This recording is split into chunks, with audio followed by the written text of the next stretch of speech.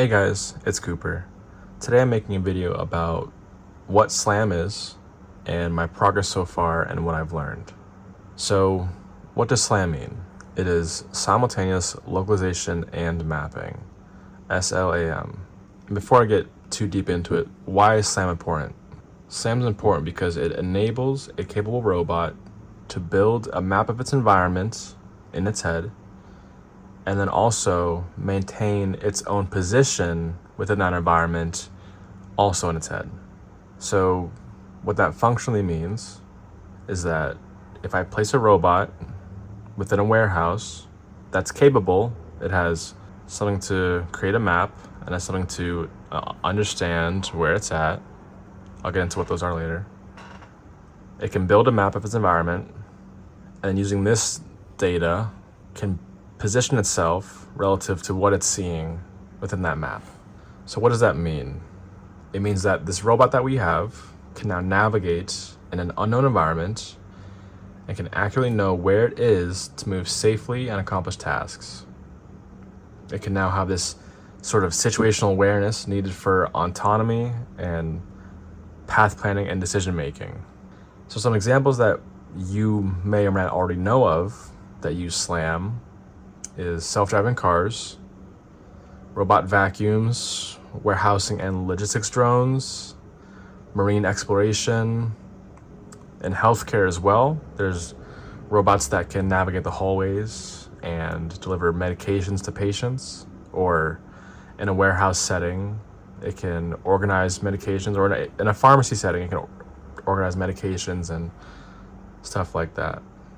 And fast food too. I know I went to a fast food place a few months ago, and they had a little robot that was going around the restaurant floor delivering food from the kitchen to the table, and etc. And from those examples, you can think of Tesla, Amazon, any government contractor that uses drones to scan things or whatever. So what am I trying to accomplish with this whole thing? I'm really trying to gain a better understanding of SLAM as well as its software and hardware components. So you see up here, I have MATLAB open. I use MATLAB in school, and I didn't use it in this regard at all. So it's helpful to me to get a better understanding of how to use MATLAB, the different kind of MATLAB file structures, how they interact with each other, things like that. And then also on the other hand of things, getting familiar with a IDE, getting familiar with Visual Studio, getting familiar with, installing drivers, dependencies, what I need to build a robot like this. It's very helpful for me. So what am I using? I'm using an RPLiDAR A1 M8, pretty reasonable price. It's about $100 off Amazon. I'm using this right here, which is a BNO 085 inertial measurement unit. It's from Adafruit, and it has 9 degrees of freedom. Then I have this over here. The gray part is just a 3D printed motor mount, but inside of it is an N20 12-volt DC motor, and on the back there is this encoder with 2 Hall effect sensors. Now my last video I did with the PID demonstration, that feeds into this project. Mentioning Arduino, I will also be using an Arduino for motor control and IMU readings, and I'll be using a Raspberry Pi 5 for LiDAR and then SLAM data processing. Now I chose to use an Arduino and a Raspberry Pi just for the simple reason of division of labor. So, what is my progress so far? I spent about 2 weeks with the Pi 5, the Kinect, and trying to sort out Linux and the drivers for the Kinect. I used 2024.04 distribution of Ubuntu server, Ubuntu desktop, and then a special I think 2019 distro of Ubuntu mixed with ROS that a GitHub user sorted out. But because things have been updated, there's a lot of small details that need to be ironed out. and I don't know enough yet to iron those out. And it could be something super simple or something super complicated, but I really actually enjoyed using Ubuntu server. I just found that the interface and just the thought process about how you kind of move around and navigate was very fun. It was a cool mental puzzle for me. But then it got to a point where I needed a graphic interface with the server distribution so I can open up windows that had like test outputs and demo outputs and visualization demos. But every time I tried to install the graphical interface, it wouldn't let me log into the server. Like I would reboot and get to a black screen and then just be blinking the cursor.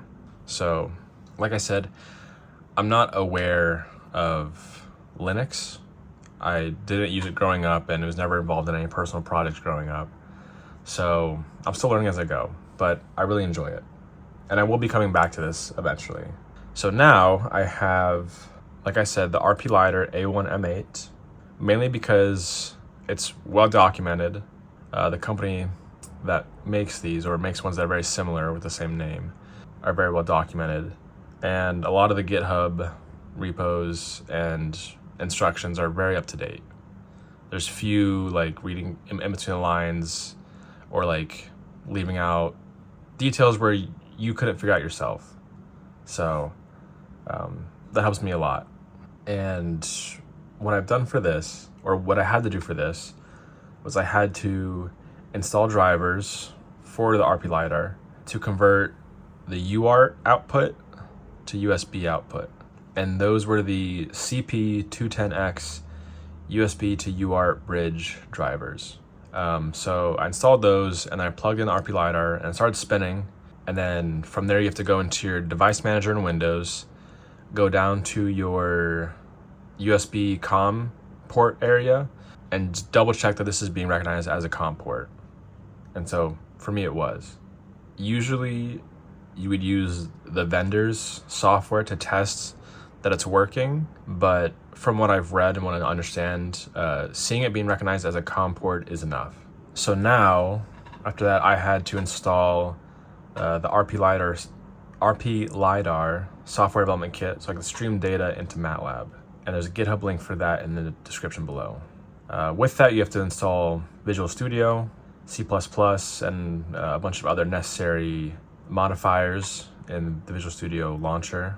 And once you have the SDK installed, you're going to download the zip file, unzip it to a folder somewhere in your documents, and then you're going to go in there, go to Workspaces, go to VC14, and then open up the SDK _ demo SLN.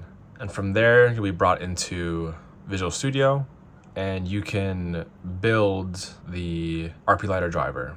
Once that builds, in the same file that you have the drivers, you can go to the same area where Workspaces is, go to Output. You should see x64, and then Release, and then within there, you should see the driver libraries. From then, we can hop into MATLAB and do a small little compile, just so that we can read the output of this really quickly. And I do have that up here, actually. This is just a test output of when you run the initialization scan, I guess. And I have all these notes in my GitHub that I've kind of just been doing a progress log. It's easy for me to keep track and document these things. And so now in MATLAB, if you type help Slamtec LiDAR, it'll show you the API that you need to connect the RPLiDAR to MATLAB. And at the end of this help thing, there is some example code, and all you have to do is adjust the COM port and the baud rate. So for me, I use COM4 and the baud rate 115,200, so 115,200, and put those both back into MATLAB, and from there you can run that example code, and it should work. Then you can run demo _ Slamtec LiDAR you'll get an output that is cloud data, running cloud data. So let me show you what that looks like real quick. So I have the LiDAR running now, and right here I'm gonna load up demo Slamtec LiDAR. And right here's this. We'll press 2, get to a top view, and we'll zoom in. You might be able to see, yeah. So right there, hold on. Right there, what's moving? That's my arm moving right in front of it. Back and forth. And you can see it's picking up corners of my room as well.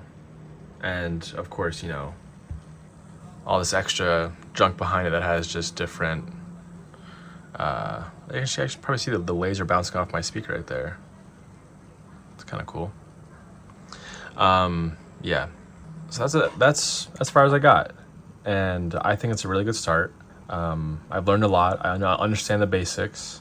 And now, in my next video and the next steps, it's going to be trying to tie all of this together.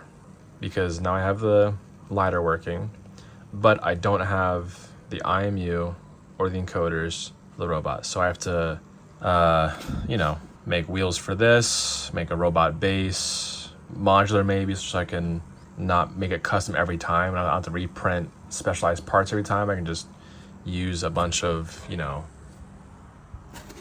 inserts and screws and whatnot to get it all hooked up. So yeah, thanks for watching. Looking forward to the next one.